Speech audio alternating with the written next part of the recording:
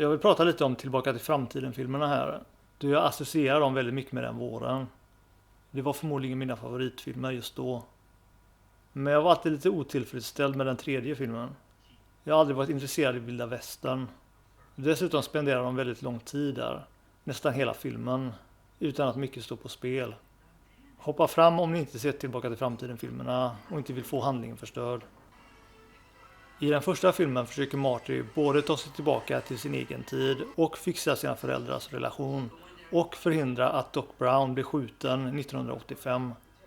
I den andra filmen försöker han hjälpa sina barn i framtiden, sedan få reda på vad som orsakat en ny tidslinje, sedan ta sportsalmanackan från Biff. Men i den tredje filmen försöker de bara ta sig hem, samtidigt som de vill undvika att bli skjutna av Tannen. För några år sedan fick jag reda på att Tillbaka till framtiden del 2 och 3 ursprungligen var tänkt att vara en enda film. Och att del 3 bara utgjorde den tredje akten i det ursprungliga manuset. Och det förklarade varför den tredje filmen känns så långsam, då det bara är en utdragen tredje akt. Så jag läste det ursprungliga manuset på nätet och fick idén att klippa ihop del 2 och 3 till en film. Genom att klippa bort en bit från del 2 och det mesta från del 3 som inte var med i ursprungsmanuset. Det var lite svårt och jag var tvungen att finna lite kreativa lösningar då vissa scener var annorlunda från ursprungsmanuset. Men jag lyckades återställa mycket av ursprungsidén. Filmen blev endast 2 timmar och 20 minuter. Och det är den versionen jag föredrar att kolla på från och med nu. Jag läste också något intressant som regissören Robert Zemeckis sa. Att de studerade vad som gjorde en film till en bra uppföljare. Och kom fram till att vad folk vill se i en uppföljare är både samma sak och inte samma sak. Så de försökte göra samma film som den första, men på ett sätt att den kändes ny. Och nämnde Gudfadern 2 som en lyckad förebild. Och när jag klippte ihop del 2 och 3 som en film kunde jag se vad de menade. I första filmens första akt, eller setup, som utspelar sig 1985, är Martys föräldrar misslyckade. Och i uppföljarens första akt, när de besöker 2015, är Martys framtida familj misslyckade. Martys pappa George McFly hönsas runt av hans chef Biff. Äldre Marty manipuleras av sin kollega Needles och blir avskedad av sin chef Fujitsu. En kvinna i 1985-perioden vill rädda klocktornet och samla pengar. En man i 2015-perioden vill rädda klocktornet och samla pengar. I första filmens triggande händelse, eller första vändpunkt, möter Marty tidsmaskinen, vilket leder honom till 1955, där han nästan blir skjuten och jagas bort av en arg, panikslagen man. I uppföljarens triggande händelse blir tidsmaskinen stulen av äldre Biff, vilket leder Marty till ett alternativt 1985, där han jagas bort av en arg, panikslagen man och nästan blir skjuten. Tydligen hade Zemeckis först inga planer på att göra en uppföljare. Hade de planerat en uppföljare direkt hade de aldrig besökt framtiden enligt honom. Därför hade de tydligen svårt att korta ner den första akten på uppföljaren, då de kände sig tvungna att porträttera framtiden på något sätt, med tanke på hur den första filmen slutade. Jag undrade alltid hur Biff kunde ta sig till 1955, då han inte visste att DeLorean-tidsmaskinen måste upp i 150 km i timmen för att lyckas med tidsförflyttning.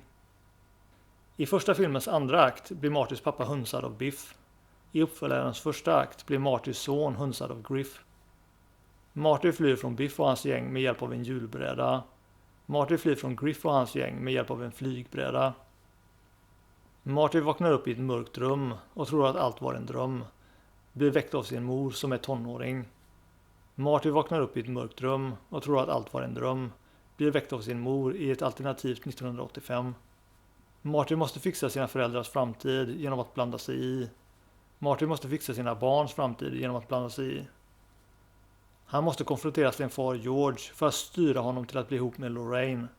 Han måste konfrontera sin styvfar Biff för att samla information om sportsalmanackan. I första filmen skriver Marty ett brev till Doc, som Doc inte öppnar och läser förrän efter många år. I uppföljaren skriver Doc ett brev till Marty år 1885, som når Marty 1955. I första filmen blir Doc skjuten av terrorister. I uppföljaren blir Doc skjuten av Buford Tannen. I första filmens tredje akt ändrar Marty destinationstiden i hemlighet till 10 minuter innan han lämnade 1985 för att hinna rädda Doc från att bli skjuten. I uppföljarens tredje akt ändrade Marty ursprungligen destinationstiden till 1888 i hemlighet för att rädda Doc från att bli skjuten. När Marty fann Doc Browns grav i ursprungsmanuset så berättade han inte sin upptäckt för 1955 Doc. Så medan Doc knuffar DeLoreanen med sin bil upp till 150 km i timmen bestämmer sig Marty för att ändra destinationstiden från 1985 till 1888. Det var mer logiskt att skriva storyn på det sättet. För om 1955 Doc vet om att han kommer bli skjuten kan han bara försöka komma ihåg det och sedan försöka undvika det. Och på så vis ändra sin framtid utan att Marty ska behöva åka till 1800-talet och varna honom. Och om DeLoreanen redan var förstörd från att kunna köra på egen hand, även med bensin, förklarar det också varför de inte bara kunde ta bensin från DeLoreanen Doc hade gömt i gruvan 1885. Så jag föredrar originalmanuset där. I första filmen, för att ta sig tillbaka till framtiden, måste de få blixten att slå ner i reaktorn som ger energi till fluxkondensatorn vid rätt tillfälle. I uppföljaren, för att ta sig tillbaka till framtiden, måste de få DeLoreanen upp till 150 km i timmen genom att knuffa den med ett tåg på en begränsad järnväg.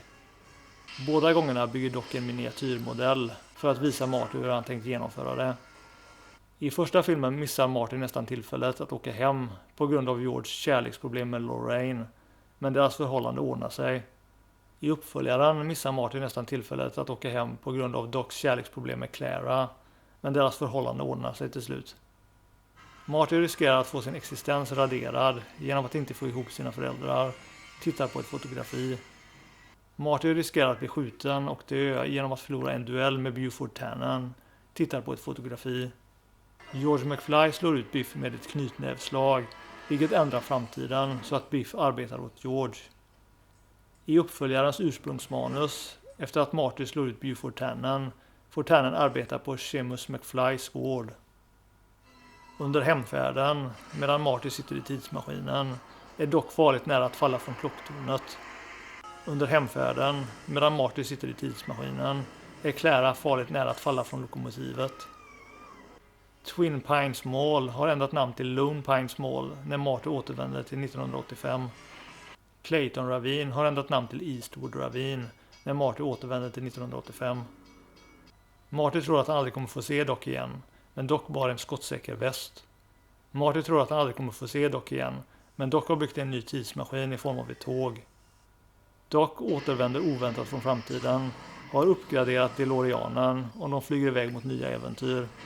Doc återvänder oväntat från framtiden, har en ny uppgraderad tidsmaskin och flyger iväg med sin familj mot nya äventyr. Så på många sätt är det samma film, men ändå inte samma film.